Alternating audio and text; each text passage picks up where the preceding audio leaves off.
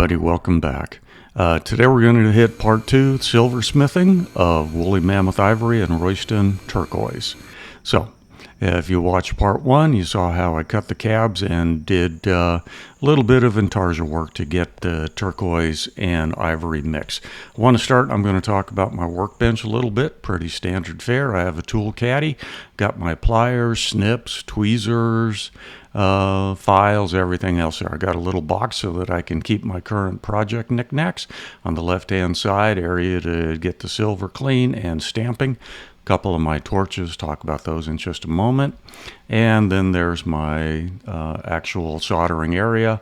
And on the right side, we have my liquids. All right, let's go through that a little bit more. First, I have a Smith little torch. I only pull that out when I want to do the really big stuff, propane and oxygen mix. Mostly I'll use my Blazer micro torch. I use that for my fine work, doing my bezel soldering and other light work. It does a great job, very pinpoint, really nice. I'll move up to my Blazer Big Shot. When I'm putting several pieces together, have a little bit more massive silver involved. Here's a shot. You can kind of see the two of them, get a sense of how different they are and what they might be used for. Bigger one, I go for the Smith torch. Got a charcoal block there I do most of my soldering on, and I really like it, plus my protective fire blocks.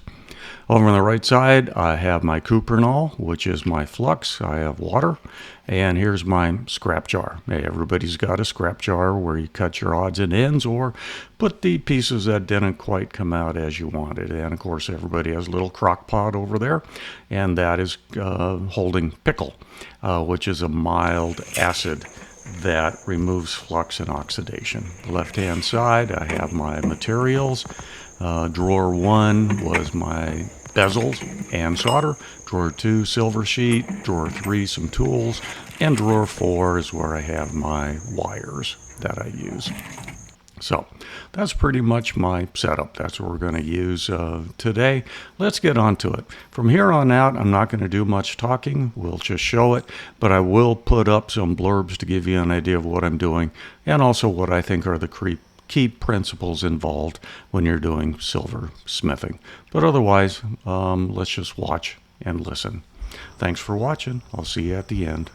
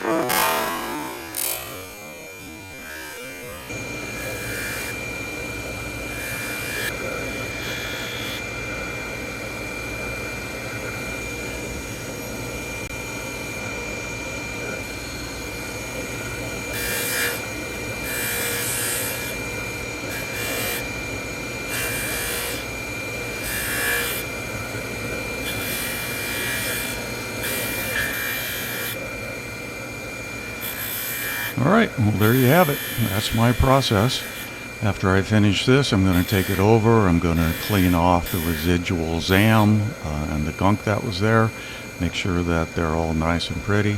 And then we're just going to attach a chain to the pendant, and we're going to call it done.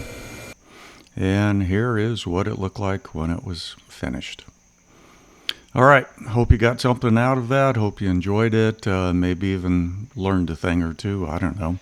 Hey, drop me a note if you'd like to see more of this, or if there's a way I can present it better to help you.